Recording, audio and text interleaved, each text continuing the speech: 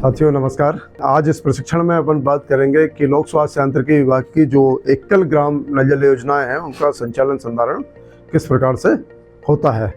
तो सबसे पहले मैं अपना परिचय देना चाहूँगा। मेरा नाम महेंद्र कुमार गुप्ता है। मैं वर्तमान में परियोजना प्रबंधन इकाई लोक स्वास्थ्य यांत्रिकी विभाग भोपाल में राज्य समन्वयक सोशल के पद पर पदस्थ हूँ। पिछले 8 वर्षों से पानी के क्षेत्र में मध्य प्रदेश जल निगम एवं लोक स्वास्थ्य यांत्रिकी विभाग के साथ मिलकर कार्य कर रहा हूँ।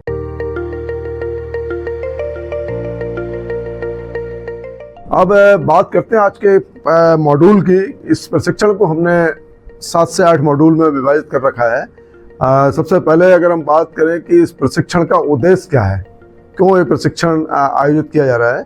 इस प्रशिक्षण का अगर सबसे मोटा उद्देश्य हम देखें कि नल जल योजनाएं जो लोक स्वास्थ्य यांत्रिकी विभाग की हैं, इसमें जो पंचायत को योजनाओं के हस्तांतरण की प्रक्रिया है वो किस प्रकार से होती है उसको समझेंगे।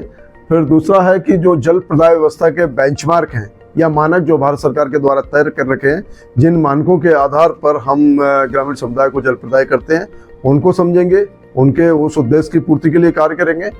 नल जल योजनाओं में संचालन एवं संधारण की जो गतिविधियां हैं उन पर ये समझ विकसित करेंगे। आज के प्रशिक्षण का एक उद्देश्य भी है संचालन और संधारण की वर्तमान व्यवस्था क्या है, इस उद्देश्य को भी आज हम पूरा करने की कोशिश करेंगे। संचालन संधारण हेतु क्या क्या आवश्यक दस्तावेज होते हैं इस पर चर्चा करेंगे।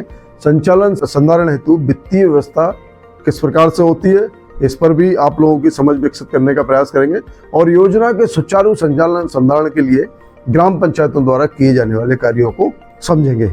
ये आज के हमारे मोटे उद्देश्य है जिनको लेकर के प्रशिक्षण आज हम आप लोगों को देने वाले हैं। यह पाठ्यक्रम हमें एकल ग्राम नल जल योजना के संचालन एवं संधारण ONM की संपूर्ण प्रक्रिया से अवगत कराता है। हम जानेंगे योजना की संरचना, संचालन, मरम्मत, दस्तावेजीकरण, वित्तीय प्रबंधन और पंचायत की भूमिका के बारे में। इस प्रशिक्षण को हमने 8 मॉड्यूल्स में विभाजित किया है ताकि आप विषय को सहजता से समझ सकें। मॉड्यूल 1 एकल ग्राम नल जल योजना संरचना और घटक। इस मॉड्यूल में हम योजना की संरचना, आवश्यक उपकरण और संचालन के मूल तत्वों को समझेंगे। मॉड्यूल 2 योजना हस्तांतरण प्रक्रिया और VWSC की भूमिका। यहाँ हम जानेंगे कि योजना को पंचायत को किस प्रकार सौंपा जाता है और VWSC की इसमें क्या भूमिका होती है। मॉड्यूल 3 योजना संचालन की गतिविधियां और दस्तावेजीकरण। इस भाग में योजना के संचालन से जुड़ी गतिविधियां और आवश्यक रिकॉर्ड संधारण की जानकारी शामिल है। मॉड्यूल 4 जल गुणवत्ता परीक्षण और शुल्क संग्रहण प्रणाली। इस मॉड्यूल में हम सीखेंगे कि जल परीक्षण कैसे किया जाता है और जल प्रभार शुल्क कैसे एकत्र किया जाता है। मॉड्यूल 5 संधारण की परिभाषा और श्रेणियां। यहाँ हम संधारण के प्रकार और उनके अनुरूप किए जाने वाले कार्यों को विस्तार से समझेंगे। मॉड्यूल 6 प्रशासनिक प्रक्रिया और तकनीकी अनुमोदन। इस मॉड्यूल में हम विभाग व पंचायत की भूमिकाएं, कार्य अनुमोदन और भुगतान प्रक्रिया को जानेंगे। मॉड्यूल 7 वित्तीय स्रोत और व्यय प्रबंधन। यहाँ हम जानेंगे कि योजना संचालन हेतु कौन कौन से वित्तीय स्रोत उपलब्ध हैं और उनका प्रबंधन कैसे किया जाए। मॉड्यूल 8 पंचायत की भूमिका, जन सहभागिता और समन्वय। अंत में हम समझेंगे कि पंचायत किस प्रकार अग्रसर हो सकती है, समुदाय की भागीदारी कैसी हो और विभागों में कैसे समन्वय किया जाए। आइए अब पहले मॉड्यूल की ओर बढ़ते हैं।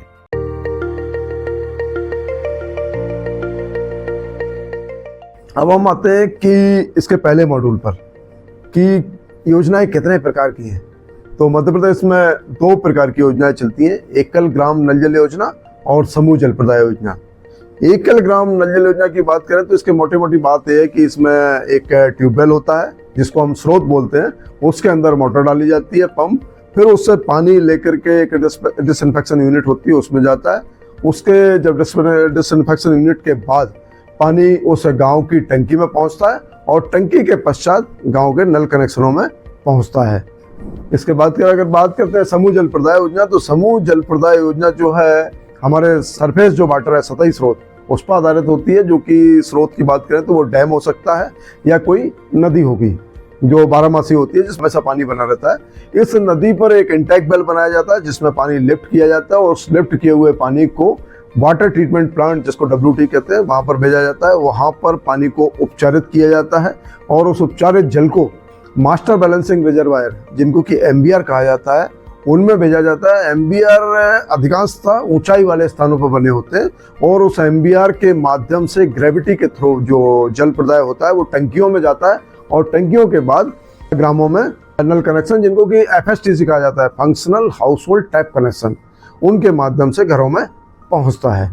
अब एकल नल जल योजना होती क्या है, जिसके हम आज संचालन संधारण की इस प्रशिक्षण में बात करने वाले हैं। तो सबसे पहले समझना ये जरूरी है इस मॉड्यूल में कि एकल नल जल योजना होती क्या है। कि लोक स्वास्थ्य यांत्रिकी विभाग द्वारा निविदा के माध्यम से ठेकेदार द्वारा निर्मित ऐसी नल जल योजनाएं जो भूजल आधारित होती है। इनमें सभी योजनाओं में जो स्रोत होता है वो भूजल होता है, ट्यूबवेल होता है, अर्थात इन योजनाओं में जल स्रोत जो है नलकूप होता है और ट्यूबवेल होता है। योजना के माध्यम से एक ग्राम को जल प्रदाय की व्यवस्था की जाती है। एकल नल जल योजना के अगर प्रमुख अवयवों की बात करें तो इसमें ट्यूबवेल होता है, समवेल होता है, एक उच्च स्तरीय टंकी जिसको गांव की सामान्य भाषा में टंकी कहा जाता है वो होती है, एक पंप हाउस होता है, वितरण नलिकाएं होती हैं, कुछ बाल्ब लगे होते हैं और फिर इसके अंतर्गत नल कनेक्शन होते हैं। समूह जल प्रदाय योजना के मोटे मोटे अवयवों की अगर बात करें तो इसमें सतही जल आधारित होती है और इसमें जो है सतही जल आधारित परियोजना होती है। और इसमें मुख्य जो अंतर है एकल ग्राम नल जल योजना और समूह जल प्रदाय योजना में, जो कि इसके नाम से स्पष्ट है। एकल नल जल योजना मतलब एक गांव के लिए, समूह जल प्रदाय योजना मतलब एक से अधिक गांवों के लिए जल प्रदाय किया जाता है। अब हम बात करते हैं मुख्य बिंदु पर, जिसमें आज का प्रशिक्षण है संचालन एवं संधारण। तो इस मॉड्यूल में बात करेंगे कि संचालन होता क्या है, ये समझना बहुत जरूरी है। तो संचालन योजना जब ठेकेदार द्वारा बनाई जाती है तो उसके कमीशनिंग एवं 3 माह के ट्रायल रन उपरांत योजना ग्राम पंचायत को हैंड ओवर कर दी जाती है। ग्राम पंचायत की या फिर एक दूसरी तदर्थ समिति होती है जिसको ग्राम जल एवं स्वच्छता समिति कहते हैं। उनको नियमित रूप से ग्राम के प्रत्येक नल कनेक्शन धारक को जल प्रदाय करने हेतु संचालित गतिविधियां होती हैं, जैसे पंप चालू करना, बंद करना, टंकी संप को भरना, वाल्व की ऑपरेटिंग करना, योजना अवयवों के समय साफ सफाई रखना, जल गुणवत्ता परीक्षण आदि कार्य इस संचालन गतिविधियों के अंतर्गत आते हैं। अब अभी आपने पिछले मॉड्यूल में देखा कि 3 माह के ट्रायल रन और कमीशनिंग उपरांत योजना जो है ग्राम पंचायत को या ग्राम जल स्वच्छता समिति को हैंडओवर कर दी जाती है। बात करते हैं कि ग्राम पंचायत को हैंडओवर की प्रक्रिया है क्या। हैंडओवर की प्रक्रिया एक कि लोक स्वास्थ्य यांत्रिकी विभाग द्वारा सबसे पहले एकल नल जल योजना का क्रियान्वयन किया जाता है, उसको तैयार किया जाता है। उसके पश्चात कार्य पूर्ण होने के उपरांत 3 माह का ट्रायल रन होता है, जिसमें ठेकेदार द्वारा उस योजना को सफलतापूर्वक चलाकर गांव वालों को दिखाता है। और सफल ट्रायल रन उपरांत पीएचई विभाग द्वारा जो हस्तांतरण की कार्यवाही ग्राम पंचायत को की जाती है। ट्रायल रन के उपरांत जो ग्राम पंचायत को हस्तांतरण की प्रक्रिया होती है, इसमें सबसे पहले जो प्रमाण पत्र एक होता है, उसमें ग्राम पंचायत अपना प्रस्ताव देखती है और सारे अवयवों को देखती है, सारे कनेक्शनों में नल देखती है।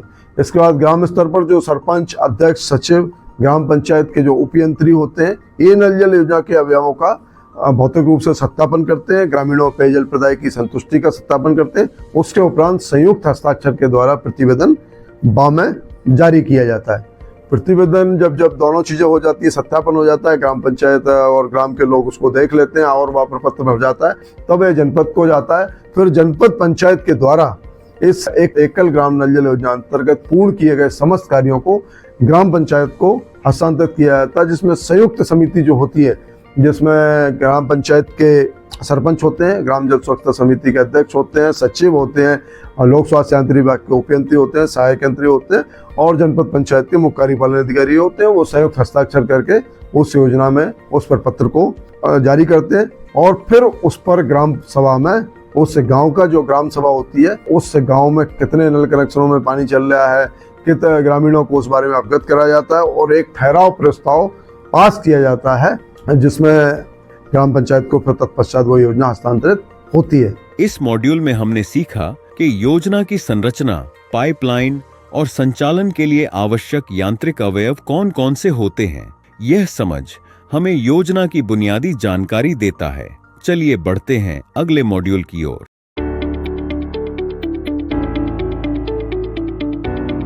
अब इसमें हमने तीन चार प्रपत्रों की बात की। अगर प्रपत्र आ देखें कि प्रपत्र आ होता क्या है। प्रपत्र आ एक प्रमाण पत्र है जिसमें प्रमाणित किया जाता है कि उस ग्राम पंचायत में लोक स्वास्थ्य यांत्रिकी विभाग द्वारा कितनी तारीख को कितने ट्रायल रन शुरू किया, कब ट्रायल रन समाप्त हुआ, कितने दबाव से नियमित जल प्रदाय हो रहा है, उसमें उस गांव की पंचायत के सचिव, सरपंच, ग्राम जल स्वच्छता समिति के अध्यक्ष, लोक स्वास्थ्य यांत्रिकी विभाग के उपयंत्री और सहायक यंत्री घूमकर गांव में और समस्त योजना के जल प्रदाय का जायजा लेते हैं। उसके पश्चात उस प्रमाण पत्र पर साइन करते हैं। प्रपत्र बाव होता है। प्रपत्र बाव में उस योजना अंतर्गत जो ट्यूबवेल खुदा है उसकी समस्त जानकारी रहती है। ट्यूबवेल के अंदर जो मोटर डाली गई है उस मोटर किस कंपनी की है, कितने HP की है, स्टार्टर कितना लगा हुआ है, कौन सी कंपनी का लगा हुआ है, इसके अलावा पाइपलाइन कितने व्यास की कितनी कितनी लंबाई की पाइपलाइन डाली गई हैं, आदि समस्त जानकारियां उस प्रपत्र के अंदर रहती है, जो कि ग्राम पंचायत के सचिव और PH विभाग के द्वारा तैयार की जाती है और मुख्य कार्यपालन अधिकारी जनपद पंचायत को प्रेषित की जाती है। उसके पश्चात जो मुख्य कार्यपालन अधिकारी जनपद पंचायत के हैं वो द्वारा पुनः उन्हीं बातों को, सारे जो मोटर है, ट्यूबवेल है, पाइप वितरण नलिकाएं अपनी जो पाइपलाइन डली हुई हैं, इन समस्त जानकारियों को, टंकी की कितनी क्षमता है उसको पुनः भौतिक सत्यापन करते हैं और एक प्रमाण पत्र सा जारी करते हैं। इसके पश्चात ग्राम सभा अपना एक प्रस्ताव पारित करती है जिसमें उस गांव में कितने कनेक्शन है, कितने में पानी चल रहा है, कितने मीटर पाइपलाइन डली है, जिसके माध्यम से कितने HP की मोटर है, कौन सी कंपनी की है, कितने परिवारों को नल कनेक्शन किया है, ये संपूर्ण ब्यौरा ग्राम सभा के ठहराव प्रस्ताव रजिस्टर में संकलित किया जाता है और तत्पश्चात वो योजना हैंडओवर ग्राम पंचायत को हो जाती है। अब तो साथियों, अभी हमने इस मॉड्यूल में बात की कि नल जल योजनाएं ग्राम पंचायतों को पूर्ण होने के उपरांत हस्तांतरित की जाती हैं। तो हमें उम्मीद है कि आपको हस्तांतरण की पूरी प्रक्रिया और इसमें जो प्रपत्र हैं आ, प्रपत्र बा, प्रपत्र सा और प्रपत्र ता, इनके संबंध में जो जानकारी है मिली होगी और आपने इन तीनों चारों प्रपत्रों को और हस्तांतरण की प्रक्रिया को बेहतर तरीके से सीखा होगा। अब जैसे कि हमने उद्देश्यों में बात की थी कि जल प्रदाय के मानकों के बारे में हम आज के इस प्रशिक्षण में इस उद्देश्य को भी समझेंगे कि जल प्रदाय के मानक क्या होते हैं, क्या बेंचमार्क भारत सरकार के द्वारा तय किए गए हैं। तो कनेक्शनधारी को निम्न जो नीचे है अपना बेंचमार्क है जल प्रदाय के, वो लोक सुना ग्राम पंचायत के द्वारा प्रदान किया जाना है कि प्रत्येक व्यक्ति को 55 लीटर प्रतिदिन के हिसाब से पानी जल प्रदाय किया जाए, ये सुनिश्चित करना है। जल प्रदाय की जो गुणवत्ता होगी वो भारत सरकार के द्वारा तय BIS 10,500, जो भारत सरकार का ब्यूरो ऑफ इंडियन स्टैंडर्ड है 10,500, उसमें जो भी जल गुणवत्ता के पैरामीटर्स तय किए गए हैं उनके आधार पर उतनी गुणवत्ता का जल प्रदाय होना चाहिए। दूसरा बेंचमार्क है। तीसरा बेंचमार्क है कि सभी कनेक्शन धारियों को पर्याप्त दबाव से जल प्रदाय मिलना चाहिए। पर्याप्त दबाव मतलब कि 7 मीटर हेड के हिसाब से प्रत्येक कनेक्शन धारक को जल प्रदाय होना चाहिए। चौथा है इसमें कि नियमित जल प्रदाय होना चाहिए। नियमित को सामान्यतः भाषा में प्रतिदिन जल प्रदाय कहा जाता है, लेकिन अगर कोई विशेष परिस्थिति पैदा हो जाती है कि जल की कमी हो जाती है, जल की आवक क्षमता हो जाती है, उस स्थिति में नियमित को हम अल्टरनेट भी मान सकते हैं। इस स्थिति को नियमित जल प्रदाय किया जाता है। और एक पांचवा बिंदु जो है बेंचमार्क, वो समय पर जल प्रदाय। चूँकि गांव में अलग अलग प्रकार के लोग रहते हैं, कुछ मजदूर रहते हैं जो मजदूरी करने जाते हैं, वो समय पर जल्दी निकल जाते हैं, तो सबकी परिस्थितियों को ध्यान में रखते हुए जिस समय सबको सुविधा हो, सब अपने अपने समय पर पानी भर सकें और पानी का उपयोग कर सकें, उस समय पर जल प्रदाय के लिए गाँव वाले तय करते हैं। तो ये 5 बेंचमार्क के जल प्रदाय के हैं जो आपको इस मॉड्यूल में समझ में आए होंगे। अब ये आपने पिछले हैंडओवर की जब बात चल रही थी जिस मॉड्यूल में, तो एक शब्द सुना था ग्राम जल एवं स्वच्छता समिति। अब यहाँ समझना जरूरी है कि ग्राम जल एवं स्वच्छता समिति होती क्या है, इसका गठन कैसे किया जाता है या गठन कौन करता है।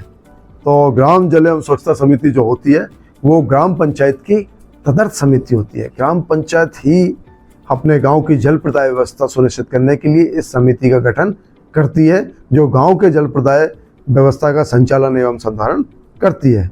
अब इस समिति में कितने सदस्य होते हैं, इस बात को समझना भी जरूरी है। ग्राम जल एवं स्वच्छता समिति में भारत सरकार की जल जीवन मिशन की मार्गदर्शिका अनुसार और मध्य प्रदेश शासन के जो द्वारा राजपत्र जारी किया गया, साधारण राजपत्र वर्ष 2020 में, उसके हिसाब से ग्राम जल स्वच्छता समिति में 10 से 15 सदस्य होते हैं। समिति में कम से कम 50% महिलाओं को होना अनिवार्य है। चूँकि ये पानी का मुद्दा है, महिलाओं से जुड़ा हुआ है, इसीलिए सरकार ने इस बात को विशेष ध्यान रखाया गया है कि समिति में कम से कम 50% महिलाओं का होना अनिवार्य है। समिति में 25% जो है ग्राम पंचायत के चुने हुए प्रतिनिधि होंगे। चुने हुए प्रतिनिधि मतलब ग्राम पंचायत के जो वार्ड पंच होते हैं वो कम से कम 25% इसमें समिति में होना चाहिए। अगर 12 लोगों की समिति है तो 3 कम से कम वार्ड पंच इस समिति में होना चाहिए। समिति में 25% सदस्य जनसंख्या के अनुपात में अनुसूचित जाति और अनुसूचित जनजाति के समुदाय से भी होंगे, अगर उस गांव में इन समुदायों का प्रतिनिधित्व है। अगर प्रतिनिधित्व नहीं है तब फिर किसी दूसरे समुदाय से लोगों को लिया जा सकता है। तो ये ग्राम जल स्वच्छता समिति है जिनको कि प्रत्येक ग्राम पंचायत द्वारा अपने गांव की संचालन संधारण व्यवस्था को सुचारू रूप से संचालन के लिए बनाई गई है और ये समिति गांव के अंदर की संचालन संधारण व्यवस्था को सुनिश्चित करती है। इस मॉड्यूल में हमने सीखा कि योजना ग्राम पंचायत को चरणबद्ध ढंग से कैसे हस्तांतरित की जाती है और VWSC की क्या जिम्मेदारी होती है। सही प्रक्रिया से हस्तांतरण योजना की दीर्घकालिक सफलता की कुंजी है। चलिए बढ़ते हैं अगले मॉड्यूल की ओर।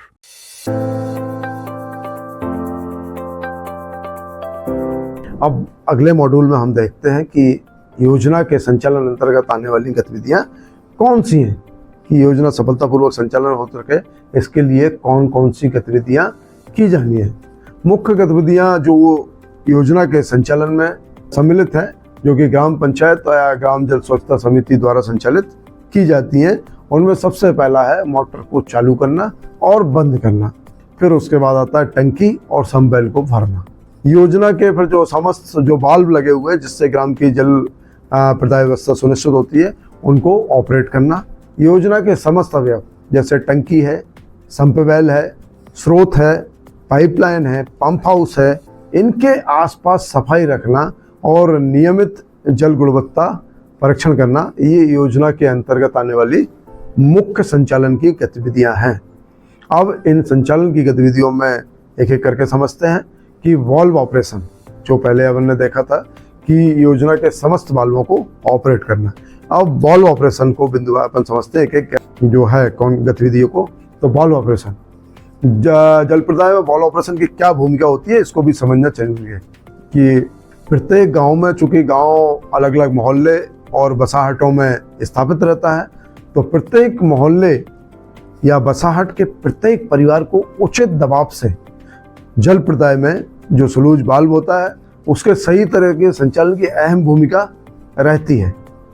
चूंकि सबसे आखिरी के मोहल्ले में सभी को चूंकि समान दबाव से पर्याप्त जल प्रदाय हो, इसके लिए आवश्यक है कि सबसे आखिरी के मोहल्ला या बसाहट जो है उसका वाल्व सर्वप्रथम जब टंकी भरी हो तब खोला जाए, जिससे वहाँ उचित दबाव से प्रत्येक नल कनेक्शन में जल प्रदाय हो सके। दूसरा है कि उसके बाद बीच वाले क्षेत्र में जल प्रदाय हो उसका वाल्व खोला जाए और सबसे अंत में टंकी के पास वाले क्षेत्र में जल प्रदाय करने हेतु उस क्षेत्र का वाल्व खोला जाए। तो वाल्व ऑपरेशन का जो मुख्य कार्य है ये बहुत महत्वपूर्ण कार्य है। इसके माध्यम से हम ग्राम में होने वाले जल प्रदाय के दबाव को नियंत्रित कर सकते हैं, जिससे कि उस गांव में रहने वाले प्रत्येक परिवार को समान दबाव से जल प्रदाय सुनिश्चित किया जा सके। अब संचालन संबंधित जो दस्तावेजों का संधारण है इस पर बात करते हैं कि जब हम संचालन की बात करते हैं तो कौन कौन से दस्तावेज हैं जिससे कि योजना का संचालन व्यवस्थित तरीके से चल सके। इसके लिए संचालन की गतिविधियों का दस्तावेजीकरण करना बहुत आवश्यक है।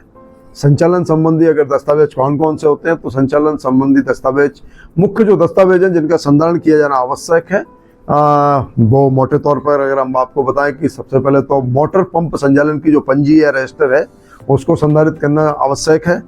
फिर जो हमारी उच्च स्तरीय टंकी बनी हुई है या जो संप बैल है उसकी लॉग बुक को नियमित रूप से भरना आवश्यक है। विद्युत मीटर की जो लॉग बुक होती है उसको नियमित भरना। मोहल्ले या बसाहट बार जल प्रदाय की लॉग बुक है उसको भरना। और जल प्रभार या जो जल प्रभार शुल्क है उसका संग्रहण का रिकॉर्ड और कैश बुक जिसमें उसका पूरा लेखा जोखा होता है उसको नियमित रूप से भरा जाना बहुत आवश्यक है। तो ये मोटे मोटे 5 दस्तावेज हैं: पंप संचालन की पंजी, टंकी की पंजी, विद्युत मीटर रीडर की पंजी, मोहल्ले और बसाहट बार जल प्रदाय की पंजी और जल प्रवाह शुल्क संग्रहण का रिकॉर्ड और उसके कैश बुक को संधारित करना। अब हम देखेंगे कि इन पंजियों की क्या महत्वता है, क्या उपयोगिता है। ये पंजी रखना क्यों आवश्यक है? तो मोटर पंप संचालन की पंजी या रजिस्टर, इसको रखना क्यों आवश्यक है? क्योंकि इस पंजी या रजिस्टर में पंप चलने का समय एवं पंप बंद रहने का समय दोनों अंकित रहना आवश्यक है। और इस पंजी को रखने के अगर मोटे मोटे फायदा देखें तो इससे पंप की जो क्षमता या एफिशिएंसी है एवं डिस्चार्ज का आकलन किया जा सकता है। उच्च स्तरीय टंकी या संप वेल की लॉगबुक वो क्यों रखना है? तो इस रजिस्टर में जो टंकी या संप वेल को भरना प्रारंभ होने का समय एवं उसमें कितनी मात्रा में पानी आया, मीटर गेज, हर टंकी पे एक मीटर गेज लगा होता है, उसके आधार पर हम देख सकते हैं कि कितना पानी प्रतिदिन उसमें भरा, इसकी जानकारी भरी जाएगी। इस लॉगबुक को रखने का फायदा ये है कि प्रतिदिन टंकी में भरने में लगने वाला समय है उसकी जानकारी और विद्युत सप्लाई की जानकारी प्राप्त हमें हो जाती है। तो मोटे मोटे हमें पता लग जाता है कि हमारी टंकी कितने समय में भरी है। कहीं ऐसा तो नहीं है कि टंकी को भरने में ज़्यादा समय लग रहा हो, पंप की इफिशिएंसी कम हो गई हो या उसका डिस्चार्ज कम हो गया हो, तो इस पंजी को रखने से हमें फायदा मिलेगा। या कहीं विद्युत सप्लाई ज़्यादा घंटे लग रहे हैं तो निश्चित तौर पर ज़्यादा यूनिट हमारी जलेगी और बिजली का बिल बढ़ेगा। तो ये भी हमें इस पंजी को रखने से पता चल जाएगा। तो उसके आधार पर अगर ऐसा कोई ऊपर नीचे होता है तो उसके आधार पर हम अपना करेक्टिव मेजर्स ले सकते हैं। अगली जो पंजी आती है विद्युत मीटर या रीडिंग की लॉगबुक की पंजी। विद्युत मीटर के जो जब रीडिंग हम पंप को चालू करते हैं उसके चालू करते समय और जब पंप को बंद करते समय रजिस्टर में उसका लिखना, दोनों रीडिंग बहुत आवश्यक हैं।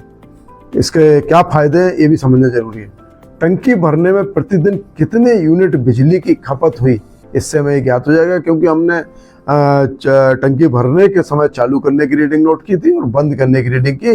दोनों के बीच का अंतर जो है उतनी यूनिट हमारी प्रतिदिन की कितनी खपत हुई टंकी भरने में, ये ज्ञात हो जाती है। मासिक योजना में लगने वाले बिजली के बिल का अनुमान हमें पहले से लग जाता है, क्योंकि हम नियमित रूप से टंकी की लॉगबुक करते हैं तो हमें पूरे महीने के 30 दिन या 31 दिन में कितनी रीडिंग चली और कितना बिल आता है, ये जानकारी हमें इससे ज्ञात हो जाती है। अगर बिजली की यूनिट बढ़ती है तो इसके कारण भी हम ज्ञात कर सकते हैं कि भाई अगर पिछले महीने कुछ कम जली थी, इस महीने अगर ज़्यादा यूनिट जल गई है तो उसके कारण का हमें पता चल जाता है या हम पता कर सकते हैं कि भाई क्यों जली है। साथ ही पंप की क्षमता या एफिशिएंसी का भी पता चल जाता है कि वो पंप सही एफिशिएंसी का है कि इतने घंटे चलने पर कितनी पानी का डिस्चार्ज हुआ, ये भी हमें इस लॉगबुक को रखने से पता चल जाता है। अगला हमारी जो पंजी है यह दस्तावेज है मोहल्ले बसाहट वार्ड जल प्रदाय की लॉगबुक। इस पंजी को रखने से प्रतिदिन ग्राम में जल प्रदाय की जानकारी संग्रहित रहती है। इस पंजी का फायदा ये है कि इससे ग्राम में जल प्रदाय एवं इसके दबाव को नियंत्रित किया जाता है, क्योंकि पता चल जाएगा कि मैं लास्ट वाले छोर या लास्ट वाला बसाहट या मोहल्ले को पानी हमने कितने बजे प्रारंभ किया और टंकी के पास वाले मोहल्ले को कितने बजे किया। तो ये चूंकि 8-10 दिन के बाद आदमी भूल जाता है, लेकिन अगर पंजी होगी तो हम उसको देखकर ये बता सकते हैं ग्राम में कि कितने बजे किसमें हुआ। साथ ही अगर पहले बीच का खुला है तो निश्चित तौर पर उसके अंतिम छोर वाले दबाव को दिक्कत होगी, तो इसको भी हम नियंत्रित कर सकते हैं। और जल प्रदाय के समय की हमें जानकारी पता रहती है कि किस मोहल्ले में कितने समय तक जल प्रदाय किया गया है। इसी में अगर अगली पंजी की बात करें, जल प्रभार शुल्क रिकॉर्ड या कैश बुक। इस पंजी में हम क्या संधारित करते हैं? प्रति माह एकत्रित होने वाली जल प्रभार शुल्क जो हमें नल कनेक्शनधारियों से मिलता है, इसको पूरा इसका जो रिकॉर्ड है इसकी प्रविष्टि इसमें की जाती है कि किस हितग्राही के द्वारा किस माह में कितना पैसा दिया गया है, और उसकी सारी प्रविष्टि फिर कैश बुक के अंदर दर्ज करना अत्यावश्यक है। इसके निम्न फायदे हैं इस जल प्रभार शुल्क संग्रहण पंजी के और कैश बुक के, कि एक तो इसमें वित्तीय पारदर्शिता बनी रहती है। प्रत्येक नल कनेक्शनधारी का प्रत्येक माह एकत्रित होने वाले जल प्रभार शुल्क का रिकॉर्ड रहता है, इसलिए प्रत्येक व्यक्ति को पता रहता है कि उसने कितना पैसा कब दिया, और ग्राम सभा में इस पर चर्चा की जा सकती है। किसने कब कितने महीने से पैसा नहीं दिया ये भी पता चल जाता है। किस कनेक्शनधारी पर कितना शुल्क कितने समय से बकाया है, इसका रिकॉर्ड भी इसमें पता चल जाता है कि भाई एक एक्स नल कनेक्शनधारी ने जनवरी में पैसा दिया था, उसके बाद अगला पैसा कब दिया, तो उसके एक ट्रेंड भी पता चल जाता है कि नल कनेक्शनधारी कितने समय के अंतराल के बाद पैसा दे रहे हैं। पंप ऑपरेटर एवं अन्य को दिए जाने वाले मासिक मानदेय की जानकारी रहती है। जब हमें जल संग्रहण शुल्क आता है और कैश बुक होती है, कैश बुक में जो पैसा दिया जाता है तो हम जल अपना जो जल वाल्व ऑपरेटर है उसको कब कब कितना कितना पैसा दिया है इसकी भी पूरी जानकारी रहती है। फिर जल प्रदाय की आय व्यय का लेखा जोखा हमें पता चल जाता है कि हमें जल प्रवाह शुल्क के संग्रहण से कितना मिला और उसके विभिन्न जो मदों पर व्यय है उसमें खर्चा कितना हुआ। ये सारी जानकारी इस रिकॉर्ड को देखकर हम पता लगा सकते हैं। कैश बुक लिखने की जिम्मेदारी किसकी है? अब ये बहुत महत्वपूर्ण है दस्तावेज का, क्योंकि कैश बुक लिखने की जिम्मेदारी है ग्राम पंचायत के सचिव की है, क्योंकि वो एक शासकीय व्यक्ति हैं और वो पंचायत के अन्य समस्त योजनाओं का रिकॉर्ड रखते हैं। तो वो ये सारी कैश बुक लिखने की जिम्मेदारी है ग्राम पंचायत के सचिव की है। अब हम आते हैं संचालन की एक अन्य गतिविधि। संचालन की एक अन्य गतिविधि है कि जो भी हमारे गाँव की टंकी है या संप वेल है जिसमें हम पानी स्टोर करते हैं उसकी सफाई करना। अब इसकी सफाई कितने दिन के अंतराल पर होनी चाहिए? ये एक सफाई निर्धारित अंतराल पर 6 माह से 1 वर्ष के बीच उच्च स्तरीय टंकी की सफाई होना अत्यावश्यक है। अगर समूह जल प्रदाय योजना है तो यहाँ पर 1 वर्ष के अंतराल पर, अगर हमारी एकल ग्राम नल जल योजना है तो यहाँ पर 6 माह के अंतराल पर टंकी और संप वेल की सफाई होना अत्यावश्यक है। जिससे अब इसके फायदे क्या हैं सफाई के? जिससे टंकी या संप में जो जमा भौतिक सामग्री होती है उसको समय पर निकाला जा सके। टंकी का समय, सफाई का जो टंकी पर हमने सफाई की है उसका समय टंकी पर लिखा जाना बहुत अनिवार्य है। जिससे क्या है अगली दिनांक हमें सफाई की वो है पता चल जाती है। जिस डेट को सफाई हुई है उससे 6 माह या 1 वर्ष के अंतराल पर चूंकि सफाई होना आवश्यक है, अतः उसकी अगली तिथि भी हमें जिस दिनांक को सफाई हुई है उस दिनांक से पता चल जाती है। इसका सबसे बड़ा फायदा ये है कि प्रत्येक नल कनेक्शन धारी को स्वच्छ जल प्रदाय होता है, क्योंकि भौतिक जो है तत्व उनकी सफाई एक निर्धारित अंतराल पर होती रहती है, तो टंकी के अंदर साफ सफाई बनी रहती है। अब आता है स्रोत एवं अन्य अवयवों के आसपास सफाई।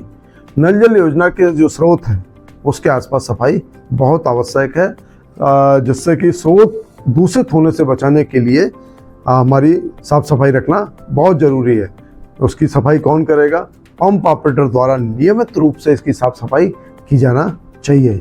मुख्यतः आपने देखा होगा कि वर्षा के मौसम में स्रोत के आसपास अगर गंदा पानी जमा हो जाएगा तो हमारा स्रोत दूषित हो सकता है। इसके लिए आवश्यकता है कि वर्षा ऋतु के मौसम में स्रोत के पास गंदे पानी को हम जमा ना होने पाएं, क्योंकि वर्षा ऋतु में स्वयं हमारी मिट्टी के अंदर सैचुरेशन आ जाता है और जो वर्षा का अतिरिक्त जल रहता है जो बहाव के बाद बच जाता है वो परकोलेशन से नीचे जाता है और वो हो सकता है कि हमारे स्रोत को दूषित कर दे। इसलिए हमें स्रोत के आसपास वर्षा ऋतु के मौसम में खास तौर पर बिल्कुल भी पानी जमा नहीं होने देना है। फिर हमारे जो वाल्व चैम्बर बने हुए हैं उनमें भी पानी जमा ना होना पाए, क्योंकि अगर उनमें भी पानी जमा होता है, उनकी अगर गैस कट जाती है तो उनके माध्यम से भी गंदा जल हमारे वितरण नलिकाओं के माध्यम से नल कनेक्शन में पहुंच सकता है। अतः हमें वाल्व चैम्बर की सफाई भी रखनी चाहिए, उसमें भी गंदा पानी जमा नहीं होने देना चाहिए। साथ ही टंकी के आसपास भी कहीं भी हमें गंदगी नहीं रहने देनी चाहिए, जिससे हमारे पानी को, हमारे जल को दूषित होने से बचाया जा सके। तो साथियों, इसमें हमने देखा कि स्रोत के सफाई साथ साथ पानी की टंकी की सफाई कितने अंतराल पर की जानी चाहिए और दोनों की सफाई रखने के, साफ सफाई रखने के क्या फायदे हैं। इस मॉड्यूल में हमने सीखा कि योजना के सुचारू संचालन के लिए किन क्रियाओं और दस्तावेजों का संधारण जरूरी होता है। सही लॉगबुक और रजिस्टर पारदर्शिता सुनिश्चित करते हैं। चलिए बढ़ते हैं अगले मॉड्यूल की ओर।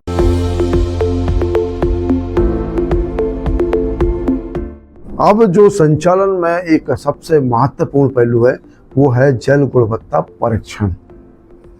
तो जल गुणवत्ता परीक्षण किस प्रकार किया जाना चाहिए, हम सबसे पहले ये समझते हैं।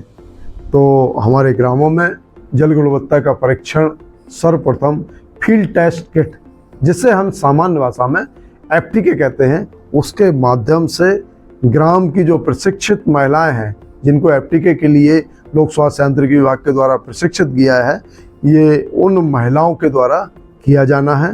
प्रत्येक ग्राम में FTK से जल परीक्षण हेतु लोक स्वास्थ्य यांत्रिकी विभाग के द्वारा 5 महिलाओं को प्रशिक्षित किया गया है। और जल परीक्षण जब हम करते हैं तो इस समय नमूने लेते समय ग्राम के अंतिम छोर, मध्य एवं टंकी के आसपास के जो कनेक्शंस हैं उनके कनेक्शन, उनके नमूने लेके जल परीक्षण करना है। साथ में गांव में जो भी संस्थान है, जैसे संस्थागत हैं, हमारे स्कूल हैं, हमारी आंगनवाड़ी है, हमारी ग्राम पंचायत है, या अन्य संस्थाएं जो भी हैं, उनका भी हमें नियमित रूप से जल परीक्षण किया जाना चाहिए। हमारे जल परीक्षण में हम देखेंगे तो अलग अलग कई तत्वों को एफटीके के माध्यम से किया जाता है जल परीक्षण, जैसे कि उसके अंदर फ्लोराइड है, क्लोराइड है, क्लोरीन की मात्रा कितनी है, भौतिक तत्व कितने हैं, इन सारे 8 से 10 पैरामीटर्स पे हम एफटीके के माध्यम से पानी की जल गुणवत्ता को परखते हैं। अब आता है अगला बिंदु कि एफटीके जल गुणवत्ता कितने दिन में करना चाहिए। तो एफटीके से जल गुणवत्ता परीक्षण कम से कम 7 दिन में एक बार अत्यावश्यक है, जिससे कि हमें पता चल सके कहीं हमारे पानी में संदूषण या प्रदूषित जल पदार्थ तो नहीं हो रहा है। अगर एफटीके परीक्षण में पानी की गुणवत्ता में कोई कमी या खराबी पाई जाती है तो ग्राम के जल नमूनों को जिले की जो हमारी लोक स्वास्थ्य यांत्रिकी विभाग की प्रयोगशाला है उसमें हम परीक्षण के लिए भेजना अत्यावश्यक है। अब नियमित जो जल गुणवत्ता परीक्षण है, इसके क्या फायदे हैं ये भी समझना बहुत जरूरी है। जल गुणवत्ता परीक्षण की हमने, अब इसके क्या फायदे हैं। सबसे बड़ा फायदा तो है कि ग्रामीणों में जल गुणवत्ता के बारे में जागरूकता रहेगी एवं योजना के प्रति विश्वसनीयता बढ़ेगी। जब वो ग्रामीण अपनी आंखों से देखेंगे कि हमारा जो जल है, जो एफटीके के माध्यम से गांव की महिलाएं बताएंगी, सामान्यतः एफटीके के माध्यम से कलर कोडिंग के माध्यम से बताया जाता है कि उसमें पानी पीने योग्य है या नहीं है। तो ग्रामीण जब खुद अपने परीक्षण को अपने गांव की महिलाओं के माध्यम से करके देख सके हमारा पानी शुद्ध है, तो उनमें योजना के प्रति विश्वसनीयता बढ़ेगी और लोगों में जागरूकता भी आएगी। वो भी समझेंगे कि कौन से कलर पर सामान्य रहता है, कौन से कलर पर पीने योग्य नहीं रहता है। इन सारी बातों के कारण से ग्रामीणों में पारदर्शिता भी बढ़ती है। अगर पेयजल दूषित हो जाता है तो दूषित होने का समय पर पता चल जाएगा, एवं समय पर अगर पता चल जाता है तो उसको दूर करने के उपाय समय पर किए जा सकते हैं। ये भी एक बहुत बड़ा फायदा है। और गुणवत्तापूर्ण जल प्रदाय करने से सबसे बड़ा फायदा वो है कि ग्राम में बीमारियां कम होंगी, या जो वाटर बॉर्न डिसीजेस हैं वो लगभग खत्म हो जाएंगी। जब हम शुद्ध जल पिएंगे तो निश्चित तौर पर हमारे स्वस्थ शरीर में स्वस्थ मस्तिष्क का विकास होगा और इससे हमारी जो वाटर बॉर्न डिसीज, जल जनित बीमारियां हैं वो खत्म होंगी। और जब बीमारियां खत्म होंगी तो बीमारियों पर होने वाला जो व्यय है, जो घर की एक मोटी रकम निकल जाती बीमारियों के इलाज में, उससे हम बच जाएंगे। तो साथियों, जैसे अभी हमने इस मॉड्यूल में बात की थी जल गुणवत्ता परीक्षण की, तो निश्चित तौर पर मुझे उम्मीद है कि आपने निश्चित तौर पर सीखा होगा कि जल गुणवत्ता किस प्रकार से गांव की महिलाएं करती हैं, कितनी महिलाओं को प्रशिक्षित किया जाता है, उस किट का नाम क्या है जिसके माध्यम से जल गुणवत्ता किया जाता है, एवं जल गुणवत्ता के क्या फायदे हैं। जल प्रभार शुल्क संग्रहण, देखिए, जो योजना के संचालन में सबसे महत्वपूर्ण भूमिका निभाता है। तो जल प्रभार शुल्क संग्रहण है योजना के संचालन में सबसे महत्वपूर्ण पहलू है जल प्रभार शुल्क एकत्रीकरण का। ये मध्य प्रदेश शासन के द्वारा जल प्रभार शुल्क के लिए राजपत्र जारी किया गया। उसमें जल प्रभार शुल्क जो है प्रति कनेक्शन प्रति माह न्यूनतम 60 रुपये तय किया गया है।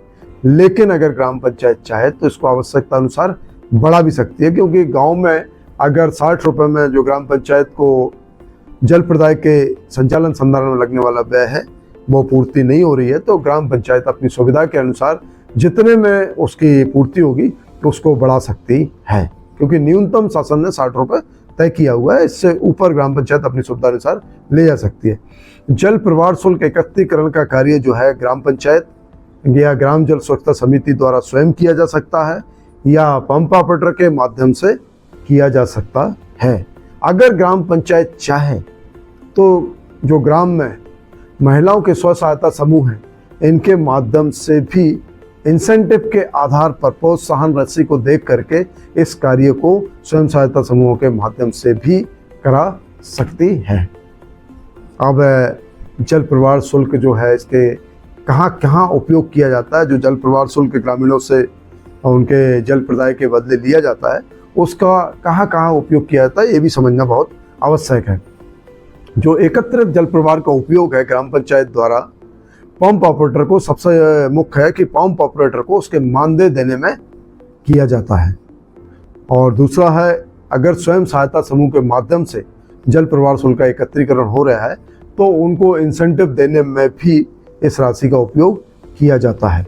योजना के अंतर्गत आने वाली मरम्मत का जो कार्य है, मान लीजिए कि मोटर जल गई है तो उस कार्य अगर कहीं लीकेज हो गया तो उसको सुधारने में भी इस राशि का उपयोग किया जाता है।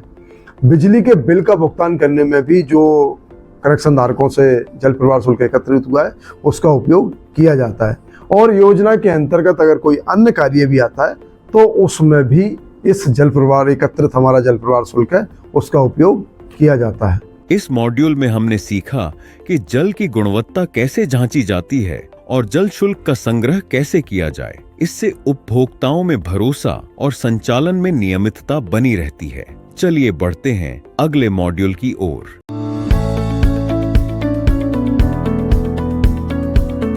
अब जैसे कि प्रशिक्षण का हमने प्रारंभ में ही कहा था कि प्रशिक्षण योजना के संचालन एवं संधारण विषय पर फोकस रहेगा।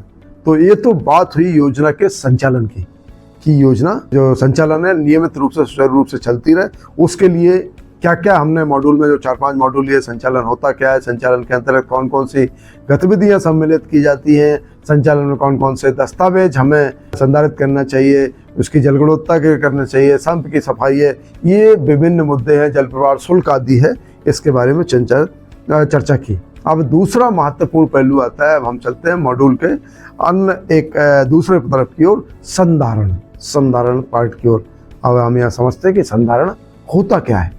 एकल नल जल योजना के सफलतापूर्वक संचालन हेतु जो हमारी संरचनाएं बनी हुई हैं, मशीनरी एवं उपकरण लगे हुए हैं तथा अन्य सुविधाओं को बिना किसी रुकावट के सर्वोत्तम कार्य स्थिति में रखने एवं उचित कार्यशीलता सुनिश्चित करने हेतु जो भी कार्य किए जाते हैं वो सभी संधारण की श्रेणी में आते हैं। हम बात करें कि संधारण को मोटे तौर पर हम 3 श्रेणियों में व्यक्त कर सकते हैं।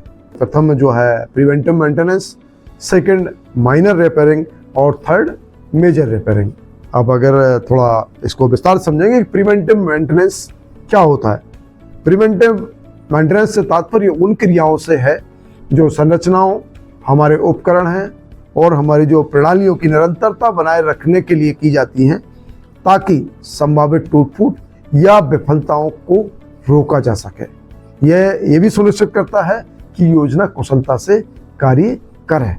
अब प्रिवेंटिव मेंटेनेंस के अंतर्गत सामान्यतः निम्न गतिविधियां सम्मिलित हैं, जैसे कि समस्त का इंस्पेक्शन करें कि हम आवाज़ है, इंस्पेक्शन के अंदर आवाज़ को हम देख सकते हैं, वाइब्रेशंस तो नहीं आ रहे हैं, कहीं टेम्परेचर तो मशीन का नहीं बढ़ रहा है, क्लीनिंग है, मोटर, फिल्टर, मशीनरी आदि की समय समय पर क्लीनिंग होनी चाहिए, लुब्रिकेशन, मशीनरी में घिसावट को कम करने के लिए आवश्यक है कि उसके समय समय पर लुब्रिकेशन होता रहे, एडजस्टमेंट ऑफ द पार्ट्स, जो भी पार्ट्स हैं उनको सही समय पर एडजस्ट करते रहे, रिप्लेसिंग वॉर और जो डैमेज पार्ट्स, अगर कोई डैमेज हो गया है पार्ट्स तो उसको समय पर रिप्लेस कर दें, टेस्टिंग एंड डायग्नोस्टिक्स, आपातकालीन परिस्थितियों हेतु बैकअप सिस्टम जो हमारी परीक्षण है एवं टैंकर आदि के रेडीनेस को चेक करना, ये टेस्टिंग भी हमारी चलती रहना चाहिए, टाइट नेट एंड फास्टनिंग, जो हमारे नट बोल्ट स्क्रू हैं इनको समय समय पर टाइट आदि स्क्रू को करते रहना चाहिए, एनवायरमेंटल कंट्रोल कि भाई हमारी जो योजना है इसमें जो मशीनरी लगी है उसमें वेंटिलेशन सही हो रहा है कि नहीं हो रहा है,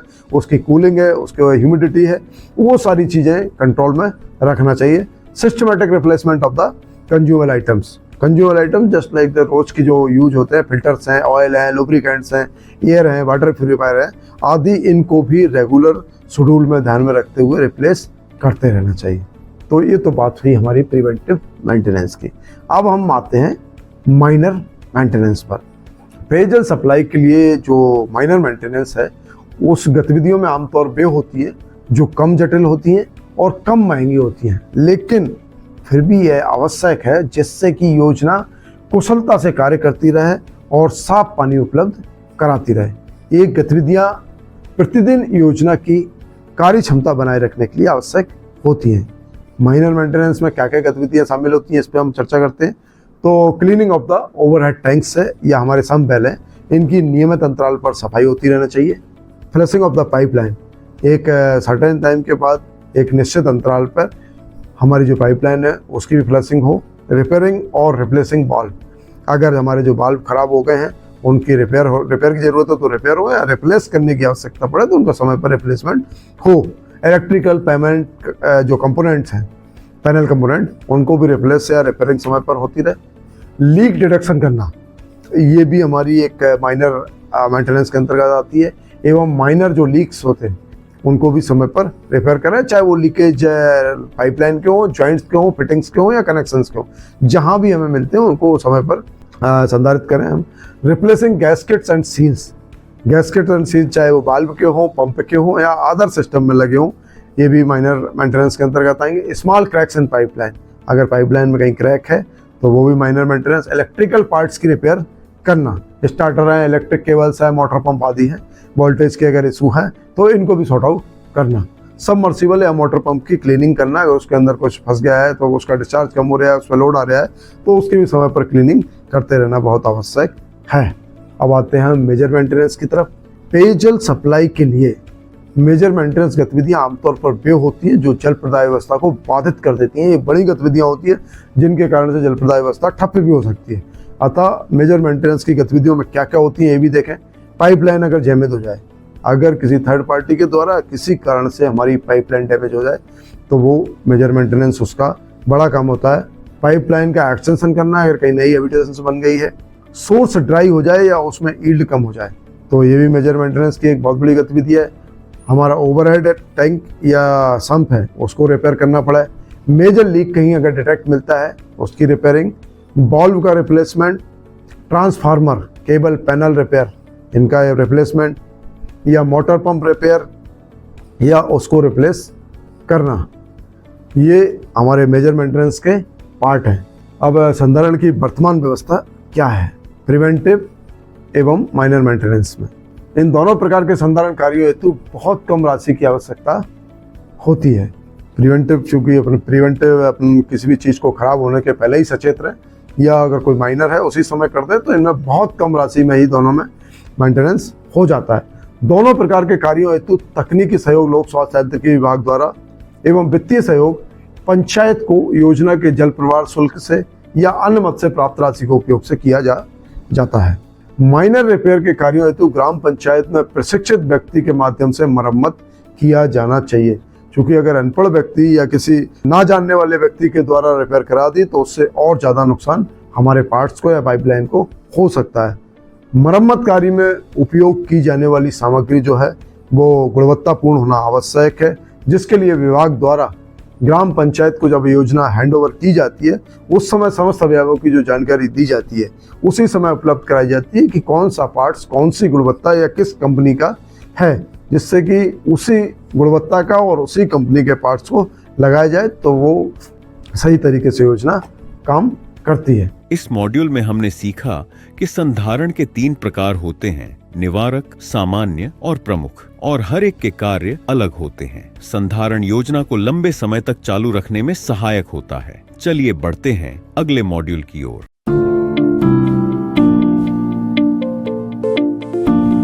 अब हम बात करते हैं मेजर मेंटेनेंस की वर्तमान में जो व्यवस्था है संधारण की, वो किस प्रकार से की जाती है।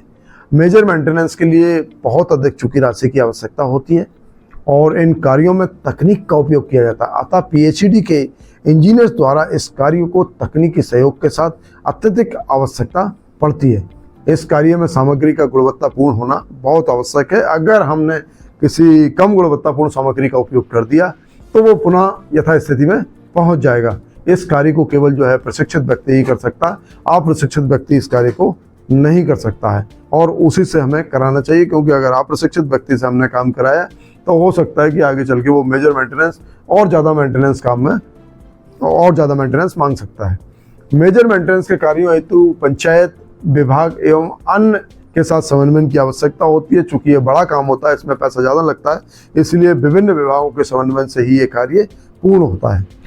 अगर हम बात करें कि संधारण की वर्तमान में व्यवस्था क्या है, इसका अगर मोटा बात कर लेते हैं, उसको विस्तृत रूप से फिर हम अगले मॉड्यूल में समझेंगे कि ग्राम पंचायत को जो काम होता है तो उसके जो भी संधारण है उसका ग्राम पंचायत में सबसे पहले प्रस्ताव पास करके उसका अनुमोदन करना, फिर जो ग्राम पंचायत ने प्रस्ताव पास किया उसको लोक स्वास्थ्य यांत्रिकी विभाग तक भेजना।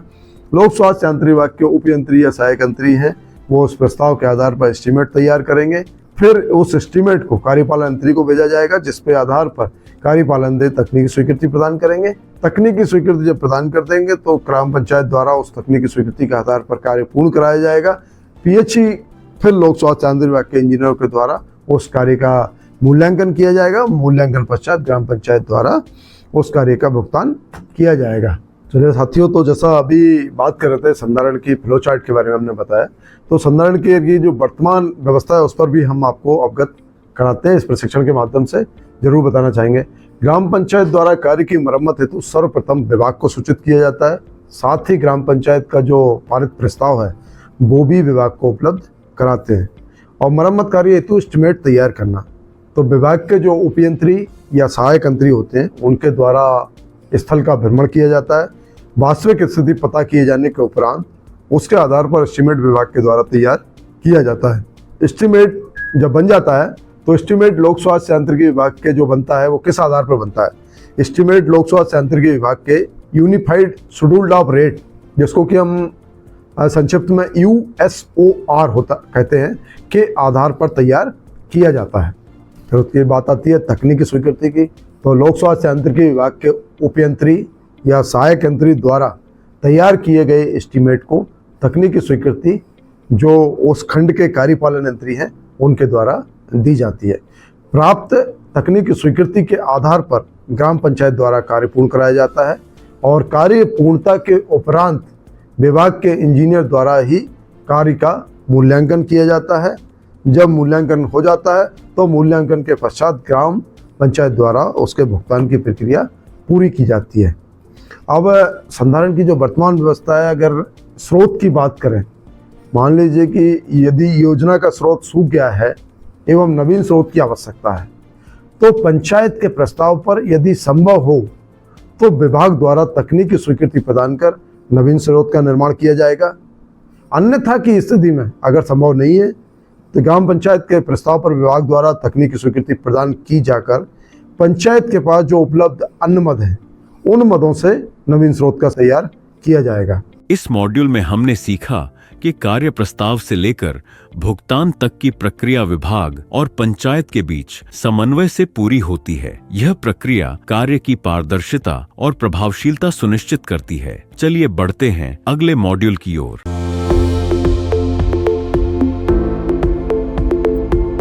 अब पहला मद जो है वो 15वां वित्त आयोग। ग्राम पंचायतों को 15वें वित्त आयोग के माध्यम से टाइट फंड अंतर्गत पेयजल हेतु प्राप्त राशि से ये संधारण के कार्य किए जाते हैं। इसके अलावा पंचायत के पास कोई अन्य मद है, उस मद से भी पंचायत संधारण के कार्य करा सकती है। इसके अतिरिक्त नल जल योजनाओं के जल प्रवाह शुल्क के जो एकत्रीकरण की राशि मिलती है उससे भी संचालन संधारण के कार्य किए जा सकते हैं। इसके अलावा जनप्रतिनिधियों से प्राप्त राशि से भी कार्य किए जा सकते हैं और जन भागीदारी के माध्यम से भी कार्य किए जा सकते हैं। तो मोटे मोटे तौर पर अगर हम बात करें तो 5 जगह से वित्त की व्यवस्था हो सकती है। पहला है 15वां वित्त आयोग, दूसरा है पंचायत का कोई अन्य मद, तीसरा है जल प्रवाह शुल्क के एकत्रीकरण से प्राप्त राशि, चौथा है जनप्रतिनिधियों से प्राप्त राशि और 5वां है जन भागीदारी के माध्यम से कार्य पूर्ण होना। इस मॉड्यूल में हमने सीखा कि योजना के लिए वित्तीय स्रोत 15वें वित्त आयोग, जल प्रभार और राज्य अनुदान से प्राप्त किए जा सकते हैं। सही फंडिंग से योजना सतत रूप से संचालित हो सकती है। चलिए बढ़ते हैं अगले मॉड्यूल की ओर।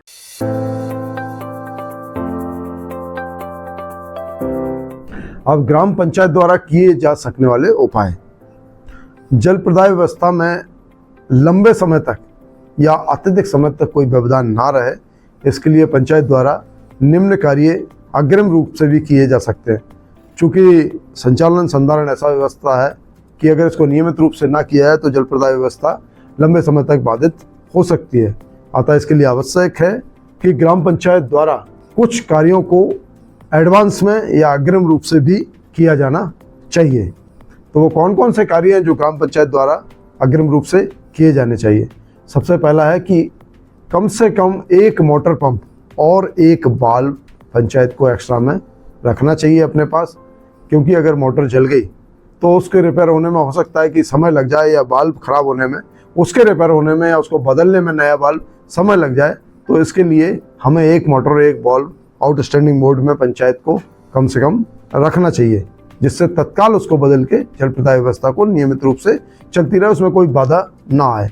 50 से 100 मीटर जो हमारी जल वितरण नलिकाएं अलग अलग व्यास की डली हुई हैं, उनको अपने स्टोर में पंचायत को रखना चाहिए, जिससे जब भी कभी अगर लीकेज होती है, कोई दिक्कत आती है, तो उसको तत्काल मरम्मत किया जा सके।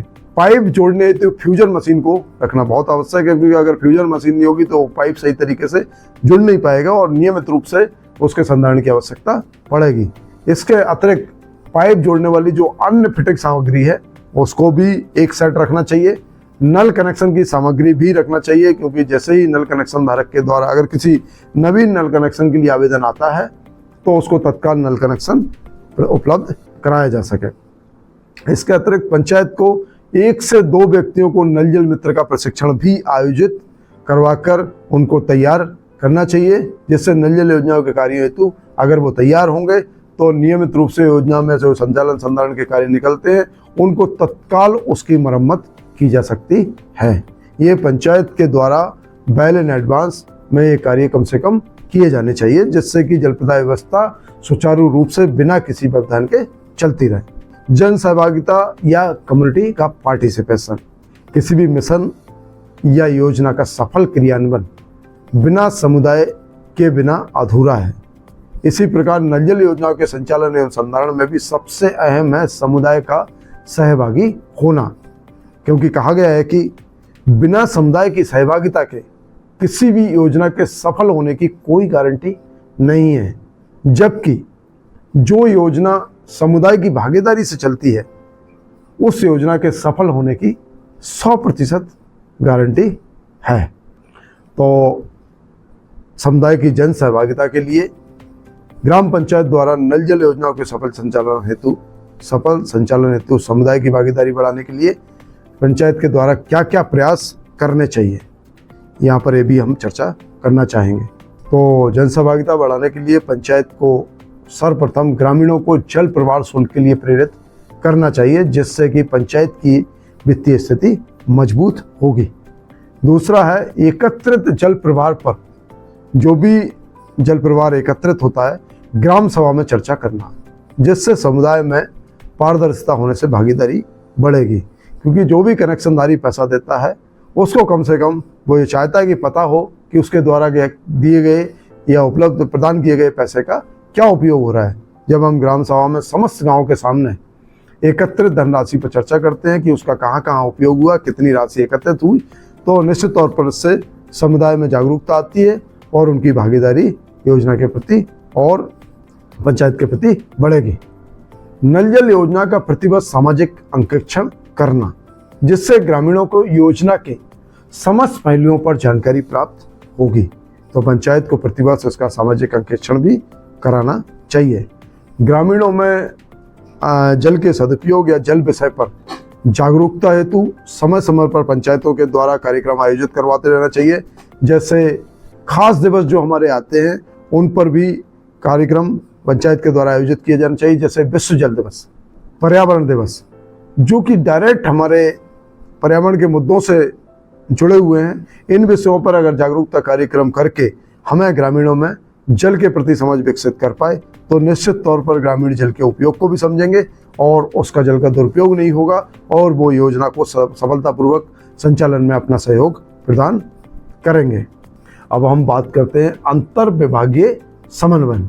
नल जल योजना के संचालन एवं संधारण में विभिन्न विभागों के समन्वय की बहुत आवश्यकता है, क्योंकि इसमें अलग अलग विभाग जुड़े रहते हैं जो योजना के संचालन संधारण में अपना अमूल्य योगदान दे सकते हैं।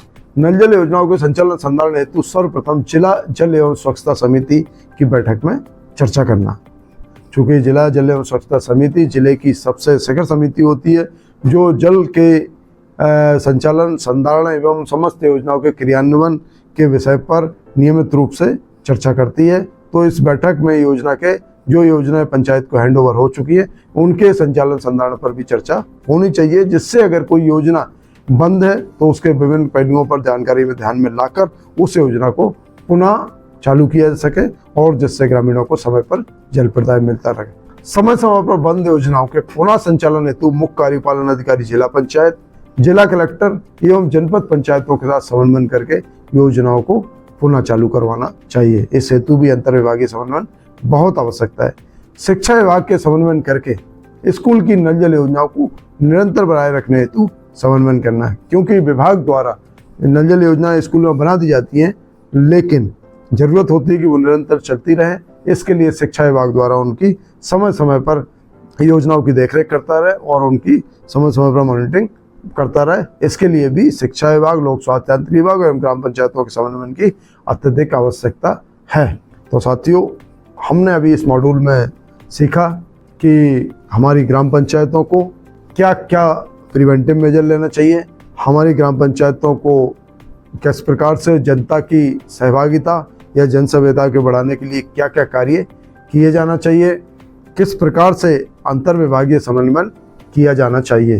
तो ये आज का हमारा प्रशिक्षण नल जल एकल ग्राम जो नल जल योजनाएं हैं इनके संचालन एवं संधारण विषय पर था। अब हम उम्मीद है कि आपने हमारे जितने भी मॉड्यूल मेरे द्वारा बताए गए हैं उनको समझा होगा, उनसे जानकारी प्राप्त होगी और आप लोगों को एकल ग्राम नल जल योजनाओं के संचालन संधारण विषय पर पूरी जानकारी प्राप्त हुई होगी।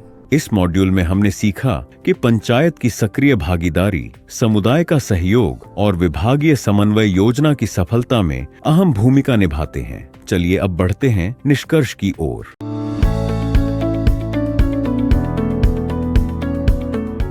आज के इस प्रशिक्षण कार्यक्रम के अंत में इसके सारांश पर बात करना चाहेंगे कि इस बहुउपयोगी प्रशिक्षण के अंत में मुझे लगता है कि आपको इस सत्र से एकल एवं समूह जल प्रदाय योजना क्या होती है, उनमें क्या आधारभूत अंतर होता है, इसके बारे में विस्तृत जानकारी प्राप्त हो गई होगी।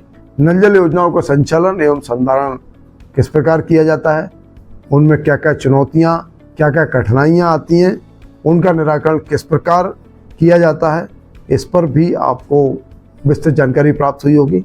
संचालन एवं संधारण में जो समुदाय की जनसहभागिता है वो क्यों आवश्यक है, ये भी आपको इसके बारे में पूरी जानकारी प्राप्त हो गई होगी।